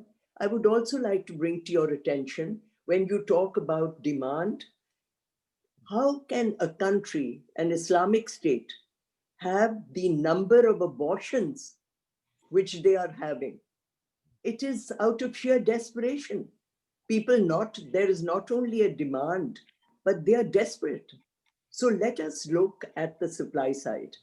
And the supply side is very, very, I'm very disillusioned yet again with the inability to get supplies down to where it should be. And I would like to mention here that Pakistan, if you look at it per capita, the amount of money, and as Zeba mentioned, the excellence of the demographers she has been able to bring to Pakistan at a minute's notice, the experts in the field, no shortage. We have the best programs, we know what to do, we do not do it. It is implementation. So when you are talking of the supply side, the best, in fact, we were a model for countries like Korea, our supply side, where the contraceptive, so that we would not have contraceptive stockouts, and the contraceptive security was given special care. And that method was running just as today we are working on how to get the vaccine down to the lowest level. We have worked out how to get that contraceptive to the village level, but it doesn't work. It's all there. So I think that it is very important that we need to understand the plan is there, the activities are there, we know what to do. So I will come immediately to the leaders. We have talked about the leadership. Yes, leaders are looking for long-term are not looking for long-term gains of what the people of Pakistan need. A politician, plain and simple, wants to say, in 1 year, I want to show that I have revolutionized and changed the world. But I do hope that when I have not given up hope, and there is an expectation that certainly the present leadership that we have, they are talking, and we have mentioned the SAS program and social safety nets, etc., and I'll come to that. But family planning and this whole issue of population has been made bad politics. People are apprehensive, but let me also remind you that when the time came for President Ayub, who was the only bold and very strong champion for family planning whom we have had at the top leadership, when it was time for Ayub Khan to go, he didn't go because of family planning.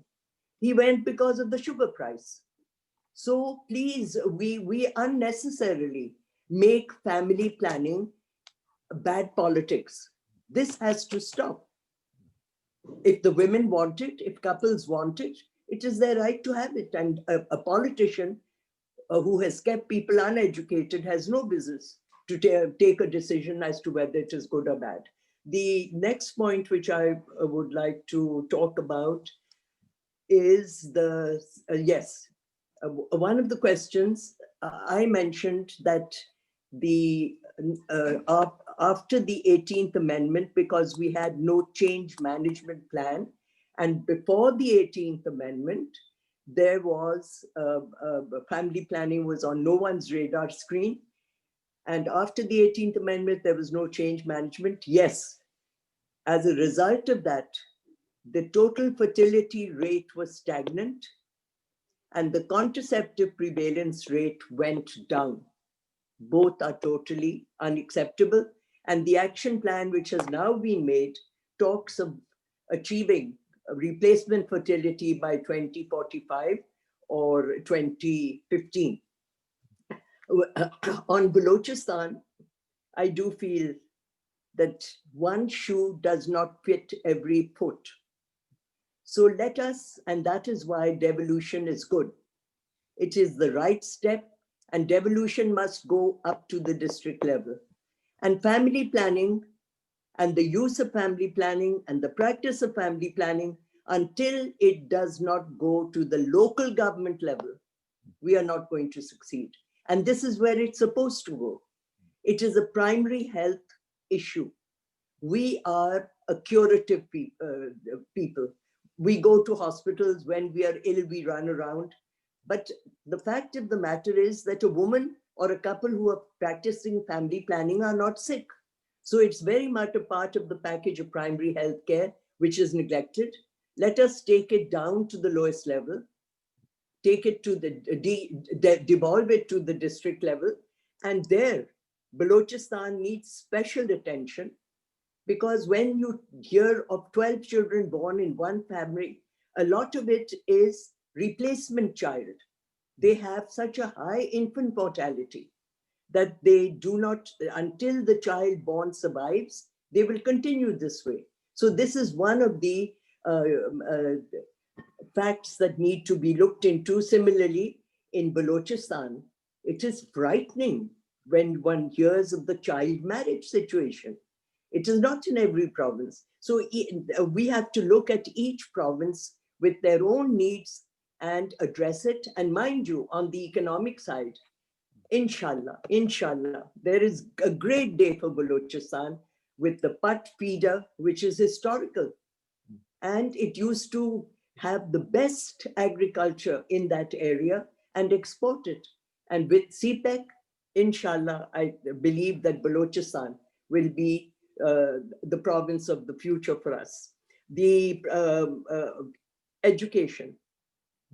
Nadeem says, even today, should it be education? Post-COVID, or we are still in the COVID era, and Dure talked about education inflation. I want to also talk of the eschewing of education. I think that in the COVID period and post-COVID, as Nadeem mentioned, we are definitely going to into the IT world, and digitalization is the future, and we need to look at it. And here I would again like to mention, we seem to have a knack in Pakistan for knowing how to do things wrong.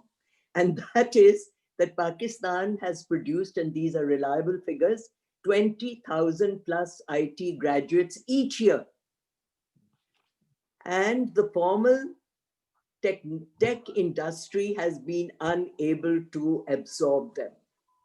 So very simply, our IT has not reached the transformative education potential, the economic potential that it has. The IT revolution has to touch the transformative economic potential, which it has not done. And I won't take any more time than my last. The private sector, I hope that Zeba will mention more about it, but the amount of time and interest and foreign funding that has been put into commercial marketing and social marketing of Pakistan is very, very unfortunate that it did not work. But finally, can I say that we have to look at population multi-sectorally. You cannot look at it only as family planning. You cannot look at it only as population stabilization. You have to look at it holistically. And there we have talked about, in that holistic, we put the woman and her empowerment, education, of course. And can I mention here that today, with population growing that the way that it is, and I want to thank Shaukat Saab for mentioning that, yes, you have to have stop on your present growth.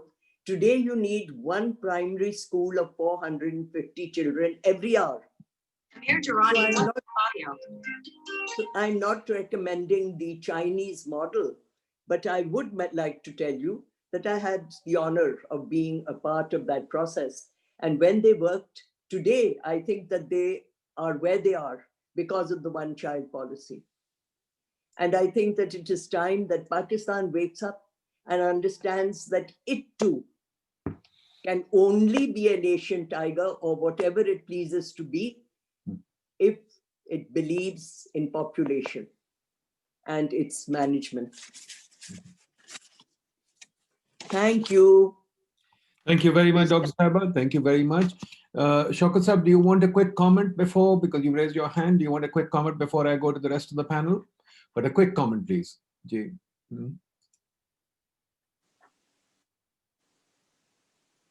Shaukat Sahab can't hear you. I think you have to unmute yourself. Unmute.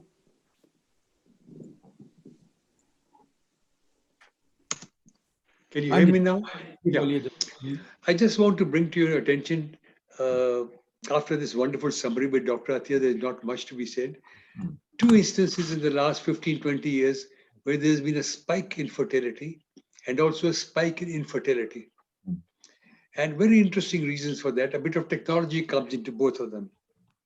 In the case of Europe, there is an unbelievable increase in male infertility and also some female fertility problems.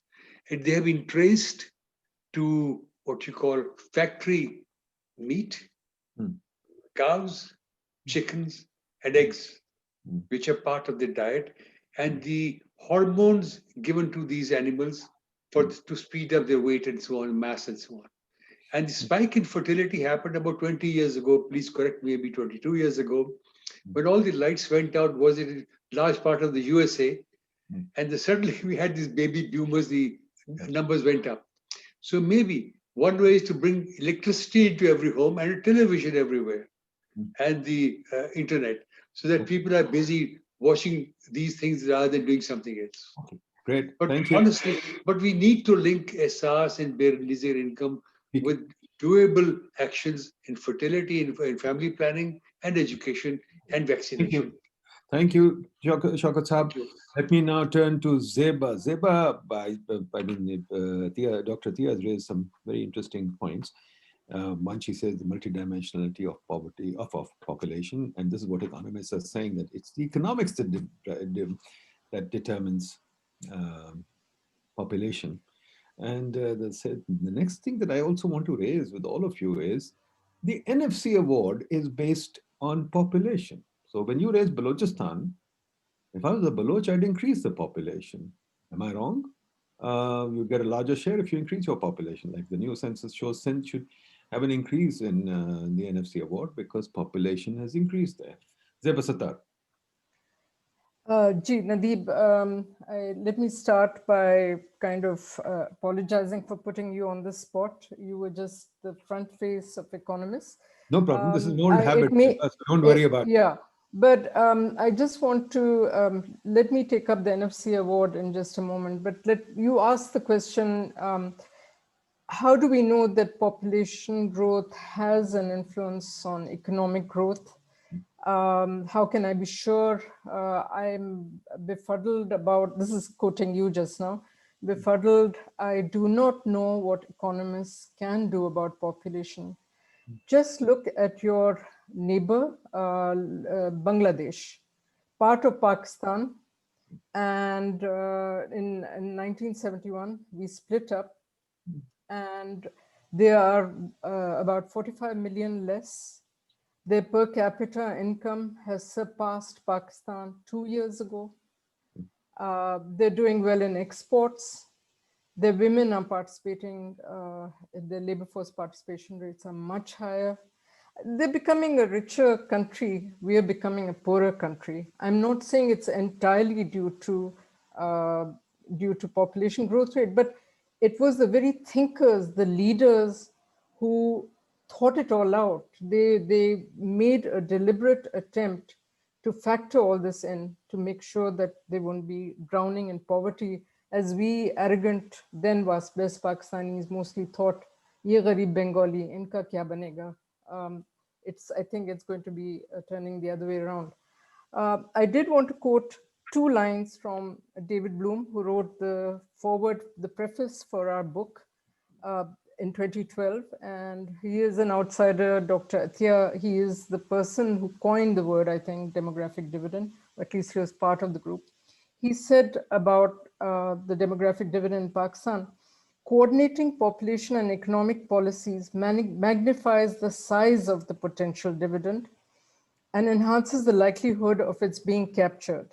Such coordination is especially crucial because there's both promise and peril embodied in an age structure that has a relatively large working share. Large cohorts of prime age individuals can be a recipe for social and political instability where unemployment rates are high. And in Pakistan, in 10 to 20 years, if there's a large number of unemployed or underemployed people, including tens of millions of young people, the country may face crises that dwarf those that it has experienced to date. That's what we're talking about, Nadeem. It is about, if it's not about the type of educational opportunities that are out there, we should be changing those opportunities. We should be ahead of the curve of what is required in terms of being, in terms of the type of labor migration, in terms of the things we should be manufacturing. Certainly, we should be concerned. You shouldn't walk away from the screen right now. Should be very concerned about this low or non-existent economic growth. How are we going to come out of it? You better come back, Nadeem. Okay, let me go to some of the more specific questions that I think Dr. Atia has covered only too well. But starting with Saima Bashir, I think that when you touch on female employment and female education, I would like to say that I think that that will be the game changer. I think it was one of the game changers in Bangladesh. I already mentioned that we have done recent research amongst young girls and young women who say the tipping point for education, secondary education, is not a problem. The only concerns that parents have are really about their security. And whether it's worth the fact that if they send them to schools or the quality of the education they're receiving. But about employment, there is a gap. There is a gap in people's thinkings, particularly about fathers, the patriarchal structure, where as yet it is not the norm. That we haven't reached anywhere near the tipping point about female employment because we are still at 22%. So I think when that changes, for sure, I think that we will get a total change in the societal fabric that will necessarily affect population and the demand for children. Dr. Arif raised the point, and unfortunately he's disappeared, about the relationship between, and I think this is one that we haven't capitalized on. It's negligence on our part. We have done the research, etc. But I think it needs to be more rigorously laid out for that poverty.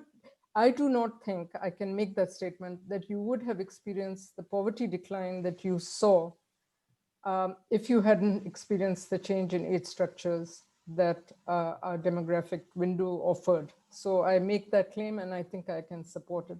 So poverty decline is hugely related to changing age structures.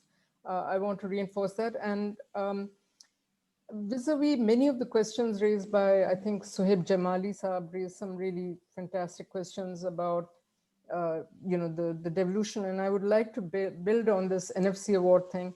In our federal task force that the president now chairs, because the prime minister does not want to chair the federal task force on alarming population growth rates, the two chief ministers from Balochistan and Sindh have categorically raised this as an issue, particularly the chief minister from Balochistan, that exactly what you're saying. Why should we reduce? How can we argue for reduction in population growth rates in Balochistan when we have our share?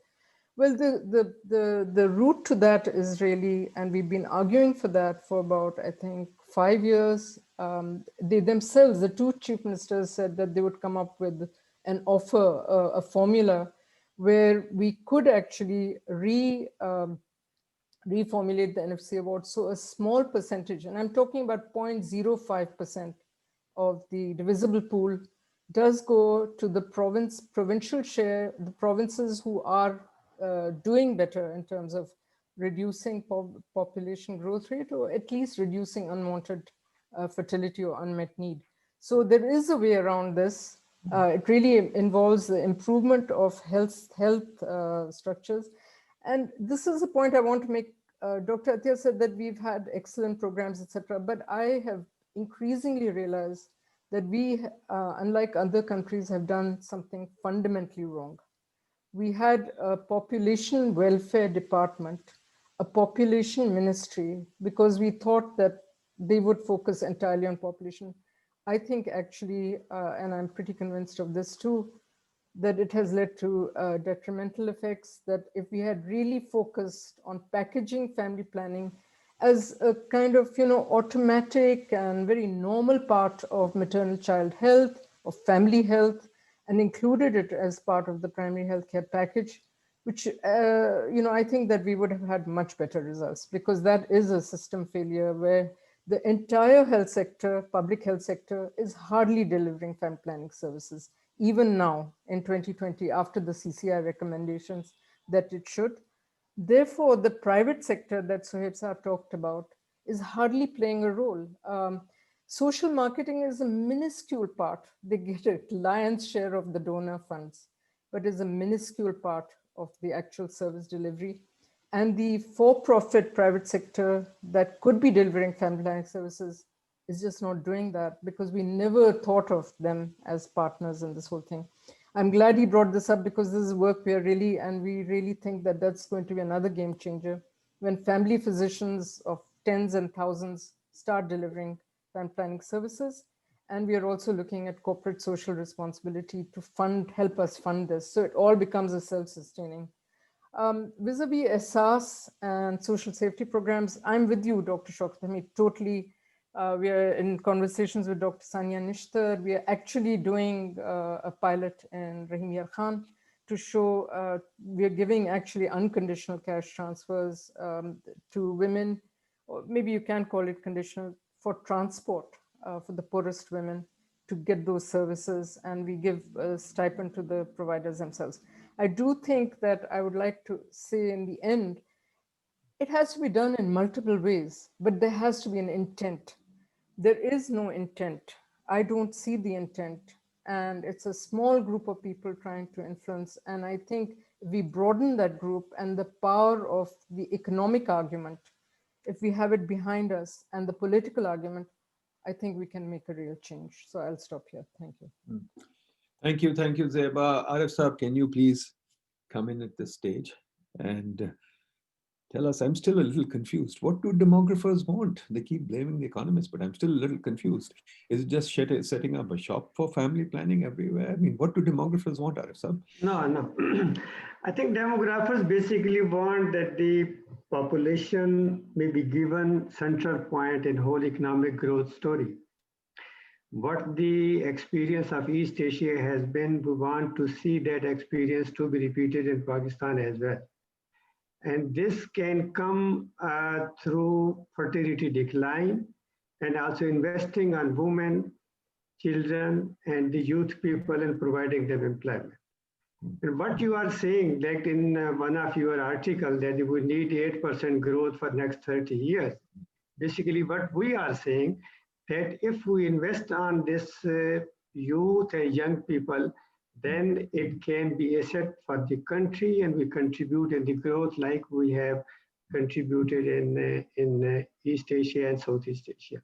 This is what we demographers want from the economists, that take this whole population issue with you and make this whole working age group rising opportunity a reality for the country.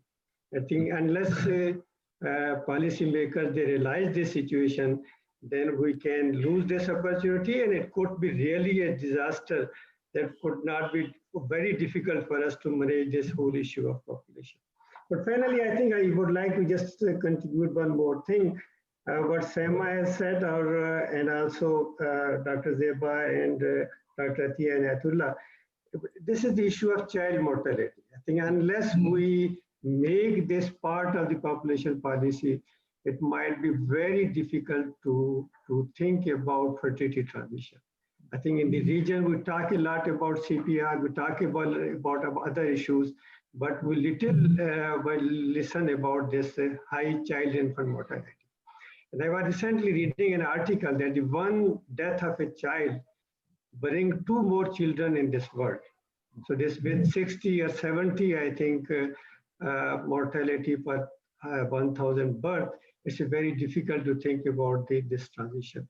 So Dr. Nadeem, I think this is what we have done today. We want to take this lead and take this demographic issue and make this one as a part of the economic growth. And we can work together to reality of this dream. Thank you.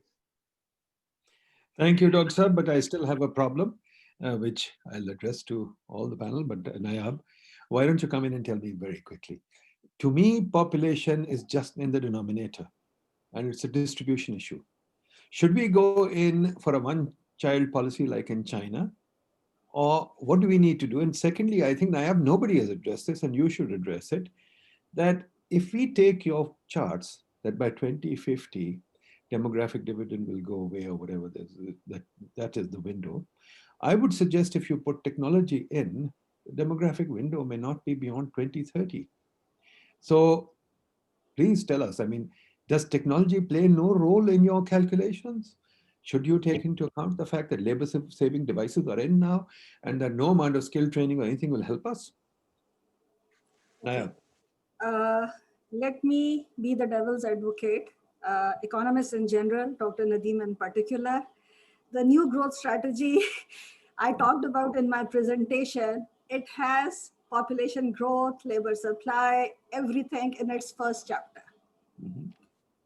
So it's not that PIDE or we are ignoring these factors, but after this webinar, I think we need to elaborate on those sections a bit more.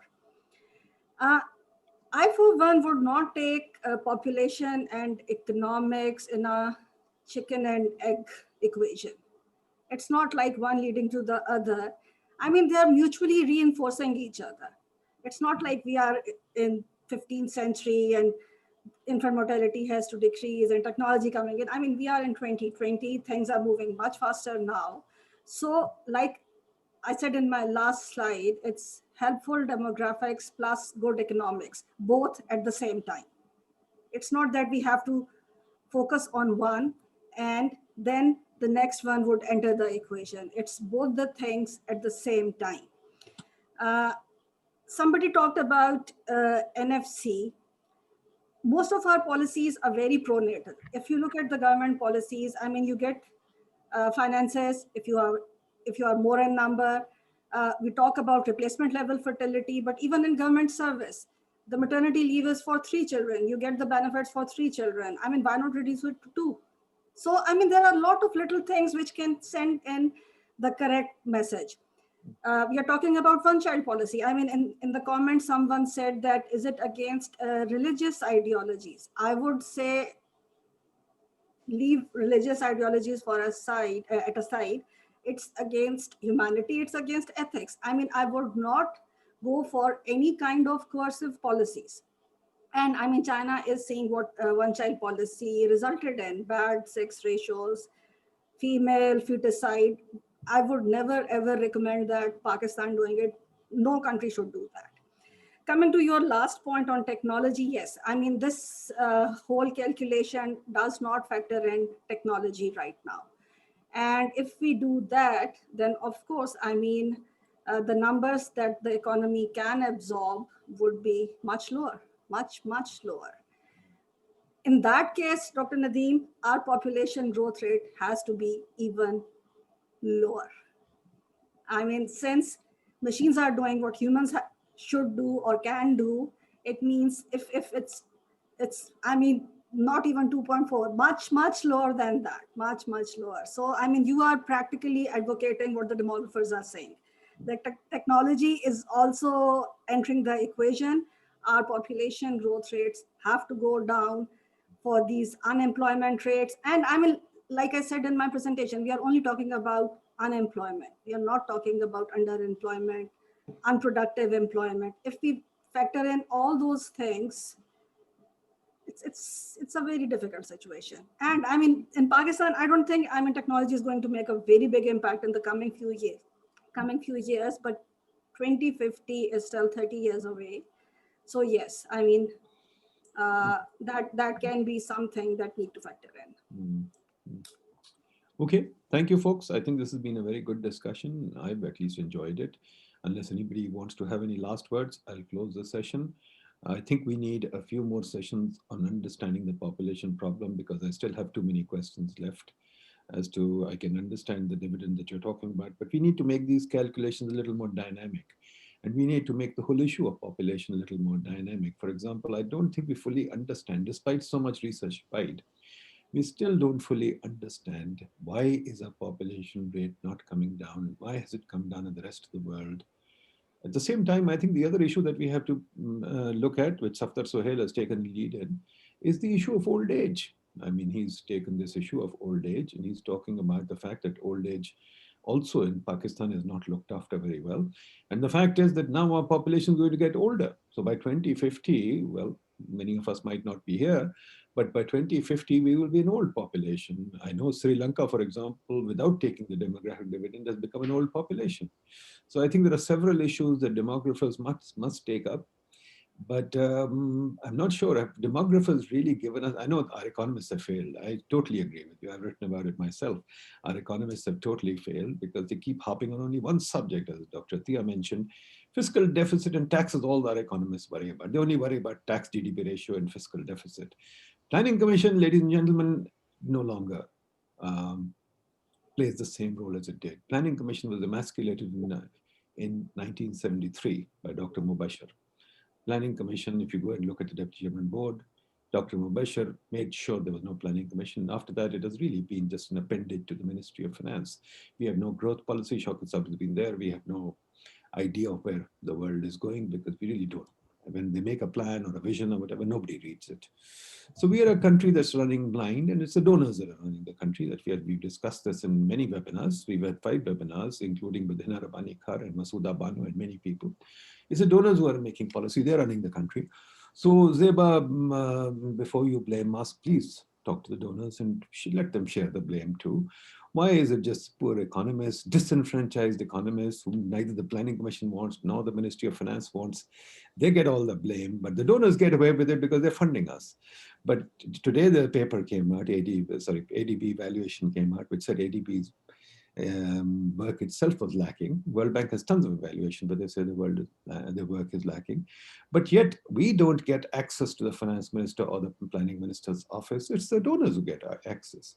So I think the next time you blame the economists, please also blame the donors, because we must understand, and this is something that we are trying to do this in these webinars, we must understand how policy is made. People think of the government as a monolith that is all-knowing, omniscient, omnipresent, etc., that it'll do everything. We don't look at the failings of the government. We don't look at the policy process. We don't look at the fact that the last 10 laws, economic laws, have come all straight from the donor. Oxford Policy Management made your PFM. NEPRA was made by the USAID. All these laws come from the donors. So quite frankly, we have no policy process in this country. We have to begin to think about that. So there's a lot of stuff to think about. Simplistic solutions saying the government should do this and implement this will not work. We've tried that. We've tried many of these things. They don't work. So I agree with Dr. Tia that it is a complex situation and we should take the complexity of policy and the economy into account. But all these things, that's why we do these webinars. Lots of questions, lots of things to talk about. So folks, stay with us. Let's try and learn together. Let's try and see what we can do. Thank you. All the best. I thank all the panelists for making this a wonderful debate. We'll continue, inshallah, soon. Thank you. Khuda Hafiz. Thank you.